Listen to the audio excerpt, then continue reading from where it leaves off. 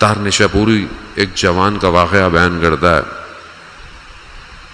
عشق ہوا ہوا ہے، جوانی میں عشق ہوتا ہے، آدمی کو عشق ہوا ہوا ہے، شدید سردی، برف باری، صرف اتنا پتا ہے کہ معشوق کھڑکی میں آئے گا، بس. اب اس کے سامنے بیٹھا ہے، ایک جھلک آئی اور غائب ہو گئی. اب اس انتظار میں ہے کہ دوبارہ آئے گی. شدید برف میں باہر بیٹھا ہے، حتیٰ ہونٹ سیاہ ہو گئے سردی کی وجہ سے، بدن ہل نہیں پا رہا، اور اس انتظار میں ہے کہ شاید اب اندر چراغ بجھے گا تو کھڑکی کھلے گی. رات گزر گئی، کوئی خبر نہ آئی. اللہ اکبر کی اذان کی آوازیں آنے لگیں. اتنا مدہوش، کہنے لگا کہ شاید یہ بانگ خواب ہے، یعنی شاید یہ رات کا اعلان ہو رہا ہے. جبکہ ساری رات غفلت میں جاگتا رہا. اٹھ کر جب گیا تو دیکھا لوگ مسجد کی طرف جا رہے ہیں، لوگ وضو کر رہے ہیں. شرمندہ ہوا کہ پوری رات کو کس خواہش میں ضائع کر دیا.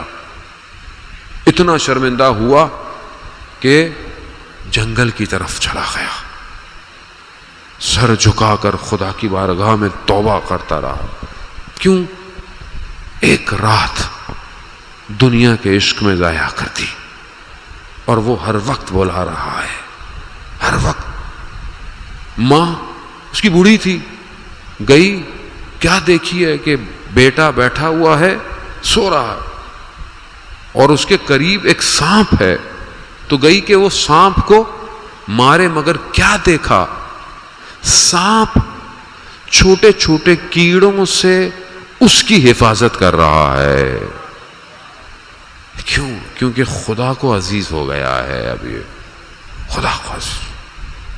حج کے ایام آئے، دل چاہا حج کرے، مگر وہ نہیں جا سکتا، دور ہے. تو بیابان میں نکل گیا کہ میں 3 دن وہ جو مناسک حج ہے میں یہیں ادا کرتا ہوں، یہیں ادا کرتا ہوں. دیکھا ایک بوڑھی سی عورت آئی تو کہا حج پہ جانا چاہتے ہو، عرفات جانا چاہتے ہو؟ کہتا ہاں، دل کس کا نہیں چاہتا. کہا چلو. میں نے کہہ رہی کیسے، یہاں سے اتنا فاصلہ، اور ابھی تو 3 دن تو ہیں صرف ایام. کہا تم چلو تو صحیح ہمارے ساتھ. وہ کہتے ہیں چلے. اس نے بولا آنکھوں کو بند کرو. پانی میں چند قدم چلے، اگلا قدم عرفات میں کھڑا ہوا ہے. 3 دن. اللہم صلی علی محمد.